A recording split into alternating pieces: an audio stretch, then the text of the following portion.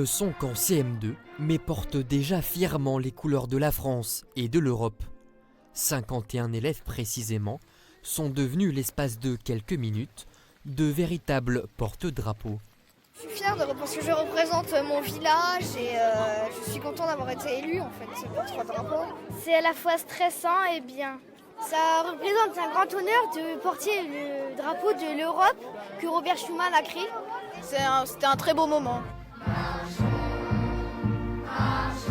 En tout, près de 400 enfants ont participé cette année à cette cérémonie commémorative. Le but étant de les accompagner dans l'apprentissage du devoir civique et de mémoire. C'est pour commémorer la fin de la Deuxième Guerre mondiale et pour rendre hommage à tous les gens qui sont morts pour nous. Des émotions, parce que malheureusement, il y a des personnes qui sont mortes pendant la guerre et c'est triste. La France et l'Allemagne a travaillé ensemble pour créer l'Europe.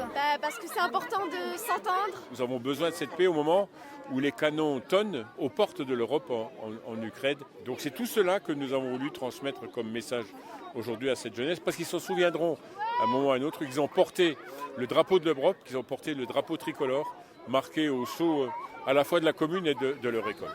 Et pour célébrer l'Europe et saluer l'entente franco-allemande, 18 collégiens allemands ont fait également le déplacement. C'était important pour moi qu'il y ait ce lien entre les enfants français et les enfants allemands, entre nos deux pays. C'est la France et l'Allemagne qui ont construit, il y a plus de 70 ans, l'Europe, en 1950, avec la déclaration de Robert Schuman, avec Konrad Adenauer en Allemagne. Et donc c'est un message qu'on doit sans cesse répéter. L'après-midi, les enfants ont pu visiter le gros ouvrage Maginot du Hackenberg. Une journée bien remplie donc, possible grâce à l'Arc Mosellan, qui a organisé et financé les transports. Envoyez.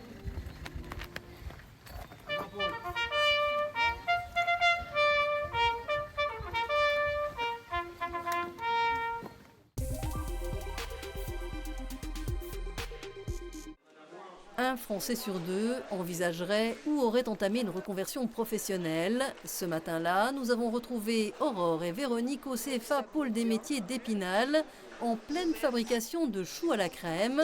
Ce sont deux adultes en formation continue qui passent depuis septembre un CAP de pâtisserie sur 9 mois. Aurore a tourné une page importante dans sa vie. Elle qui possède un master a poussé même jusqu'au doctorat en droit. Elle fut assistante de justice spécialisée dans les violences intrafamiliales. Mais un jour, elle a décidé de démissionner. Au bout d'un moment, j'avais l'impression d'être un robot, d'appliquer des procédures. Il n'y avait plus de sens pour moi. Je m'ennuyais dans mon travail. Donc la pâtisserie, c'était quelque chose que j'adorais depuis petite parce que mon papa était boulanger. Donc je faisais avec lui, c'était quelque chose que j'aimais beaucoup. Donc j'ai eu vraiment envie de revenir à quelque chose que j'aimais et surtout pour moi. Je ne regrette pas du tout et j'ai pas l'impression de travailler surtout. Aurore alterne les cours au pôle des métiers et son stage dans une pâtisserie renommée de Charmes. Une fois son CAP obtenu, elle intégrera l'équipe de Pascal Cunin qui ne s'est pas arrêté à son âge. Ce qu'elles apprennent, c'est comment tenir une poche, comment garnir une poche avec une corne. Et surtout le dressage. Dès les premiers gestes et dès la première heure de présence dans mon laboratoire, j'ai vu tout de suite qu'elle avait une technique au niveau de la fabrication. Et le défi a été tout de suite lancé et c'est très, très intéressant de travailler avec elle. Les adultes sont de plus en plus nombreux à tenter l'aventure d'une reconversion professionnelle. L'artisanat, avec ses 250 métiers, attire les candidats en quête de sens et de savoir-faire. Même s'il y avait une approche un peu compliqué avec les chefs d'entreprise au départ, qui avaient peur de ce public-là, finalement, qu'ils ne connaissaient pas. Ils se sont rendus compte assez rapidement que c'était des potentiels repreneurs d'entreprise également, et des gens qui avaient des savoir-être, par rapport peut-être à des gens, des apprentis qui sont un peu plus jeunes, fatalement, ou c'est des gens qui savent dire bonjour le matin, qui savent être à l'heure, etc. Véronique, elle n'a pas osé quitter son emploi à la Poste, mais elle fait un break en utilisant ses droits à la formation. Elle conserve son salaire, son employeur est indemnisé.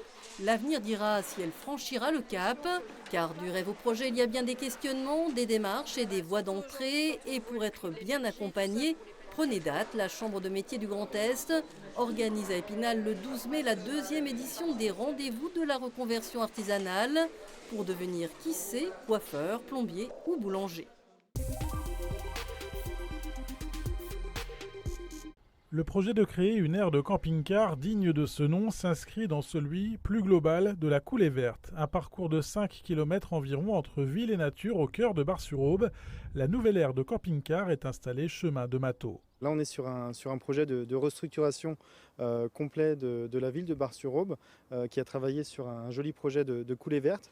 Et à l'intérieur, en fait, il y avait l'ancien skatepark qui s'est transformé en fait en friche. Et c'était une opportunité d'éviter d'avoir trop de transformation au niveau du site et de faire un accueil spécifique pour les camping-caristes. Nous n'avions que 2 places, c'est-à-dire un endroit pour vidanger et 2 places sur un parking comme ça, et donc il n'y avait pas du tout d'intimité. Alors on a choisi cette partie isolée dans le cas de la coulée verte. Nous avons voulu que les camping-caristes profitent de la nature et du beau paysage que nous pouvons offrir à Bar-sur-Aube. Un coin calme qui leur conviendra parfaitement et surtout pas loin de la ville et des magasins. Aujourd'hui, l'aire comporte 15 emplacements avec le confort voulu par les camping-caristes comme l'eau, l'électricité, la collecte des déchets et la vidange des eaux usées ainsi que le Wi-Fi. L'investissement est de l'ordre de 150 000 € pour la commune, aidée par des subventions. Ici, il s'agit d'un contrat donnant-donnant avec le réseau européen d'aires d'étape et de camping-car, Camping Car Park. Alors nous, on s'occupe de la gestion globale, c'est-à-dire de toute la promotion, la communication et la gestion quotidienne dans la relation client. Et de l'autre côté, la ville de Bar-sur-Aube ici s'est occupée de tout l'aménagement, va s'occuper de sortir les poubelles, de tondre et de s'occuper des espaces verts. Et en fait, nous, on reverse 2 tiers des recettes à la mairie. L'objectif, 1600 camping-cars accueillis chaque année à Bar-sur-Aube. Ils sont déjà près de 300 à être venus lors des premières semaines d'exploitation, une clientèle touristique à fort accent étranger. C'est sympa. Oui, c'est très proche des commerces, de la laverie et d'une belle ville longée par la rivière. On utilise toujours les aires camping-car park. On en aurait bien besoin au Royaume-Uni parce que c'est très cher chez nous. Alors que le système camping-car park, non.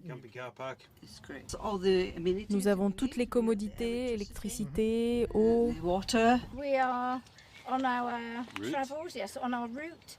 Nous sommes en route pour la Suisse et on cherchait un site parfait.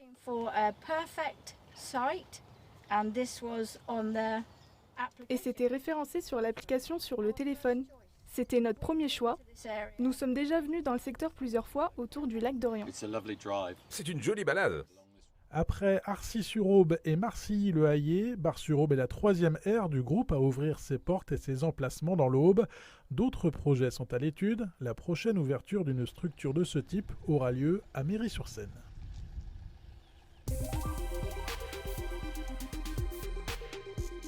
À Center Parcs, le domaine des 3 forêts a investi 60 millions d'euros ces 3 dernières années, avec 2 grandes thématiques, la nature et la pédagogie. Ici, dans son cœur forestier préservé de 45 hectares, un sentier nature pour les familles vient d'être inauguré. Chaque saison, 8 visiteurs sur 10 sont accompagnés d'au moins un enfant.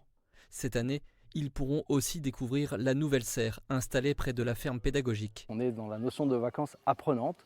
Et cette serre en est l'exemple, puisqu'on pourra ici, cet été, avec la serre, pouvoir faire découvrir aux enfants, sous forme d'atelier, avec un responsable de la serre jardinier, et bien leur faire découvrir la magie d'une graine qui pousse dans cette serre. Donc des vacances apprenantes, avec aussi un certain nombre de parcours, le parcours nature, qui est un parcours au cœur de notre forêt mosellane. Mais le domaine souhaite aussi monter en gamme. À l'écart des hébergements, le Forest Lodge s'ouvre aux séminaires et aux clients, avec un spa de 1600 m² et un restaurant. Dans la forêt, les familles peuvent aussi découvrir le nouveau cottage exclusive, un lieu de vie pour 12 personnes avec baignoire balnéo et plusieurs chambres séparées, un équipement unique chez Center Parcs. Alors c'est vrai que cette montée en gamme permet aussi de capter des marchés que nous ne connaissions pas et des clientèles peut-être un peu différentes, notamment je pense aux Suisses, au marché suisse allemand et suisse roman, et également au Duché du Luxembourg. Donc des clientèles qui ne connaissaient pas cet aspect haut de gamme du concept Center Parcs et qui sont je crois, très enthousiastes sur ces premiers retours. On a de très bons retours sur l'expérience haut de gamme. Le parc mosellan accueille aujourd'hui une moitié de touristes en provenance des pays frontaliers. Pour cette saison, la nouvelle zone d'Acrobranche mélange aussi les générations, avec une tyrolienne qui passe au-dessus du complexe aquatique, au cœur des 435 hectares du domaine.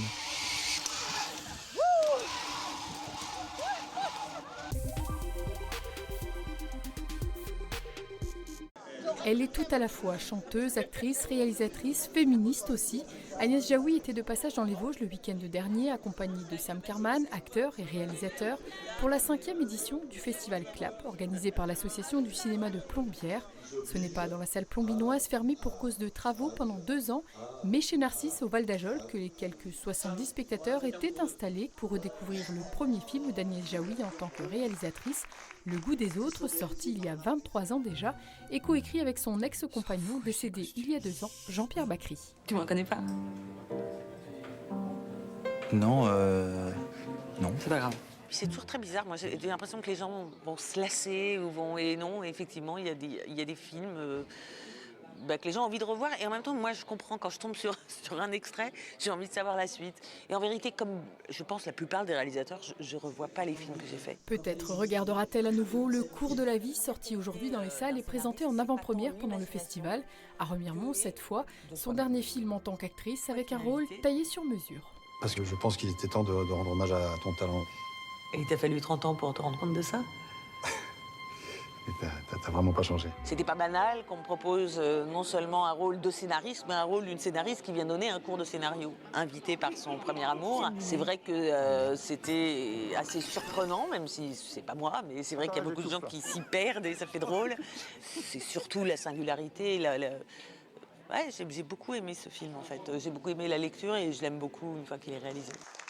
Après son rôle dans le film Aurore en 2017, avec Le cours de la vie, Agnès Jaoui assoit un peu plus encore la place des femmes de plus de 50 ans dans le cinéma. L'actrice a toujours revendiqué son engagement. C'est vrai que pour quelques cas comme le mien ou d'autres actrices qui s'en sortent, il y en a beaucoup qui, où il n'y a plus de rôle, mais parce qu'ils disparaissent des scénarios. Ça bouge, ça change, mais lentement et encore une fois comme si on nous concédait quelque chose. Là, il y a eu 6 femmes sélectionnées au Festival de Cannes, c'est genre waouh! Mais c'est quoi? C'est 6 femmes, c'est pas sur 19 films sélectionnés. Enfin, il n'y a pas de quoi non plus faire une roue arrière. Le Festival de Cannes. Dans un tout autre registre, ce film a traversé les générations. Comédie culte des nuls, sortie en 1994, La Cité de la Peur était également à l'affiche du festival dans un lieu choisi. J'ai l'impression que c'est le bon endroit pour ça. Hein. Franchement, je ne connaissais pas cet endroit chez Narcisse. Depuis, on me l'a raconté. Donc je sais à peu près comment vit ce lieu. Un lieu musical, mais c'est un lieu aussi de rencontres. On y fait du théâtre, on y fait du cinéma. Formidable. L'état d'esprit de la salle, l'âme de la salle, l'âme du lieu, l'état d'esprit de Victor et de toute la famille. C'est important qu'on crée quelque chose ensemble et la Cité de la Peur chez Narcisse, c'est juste incroyable. Clap de fin sur la 5e édition du festival. Prochain rendez-vous ce vendredi, toujours chez Narcisse, pour une séance du film Le cours de la vie, en présence cette fois du scénariste Alain Lérac.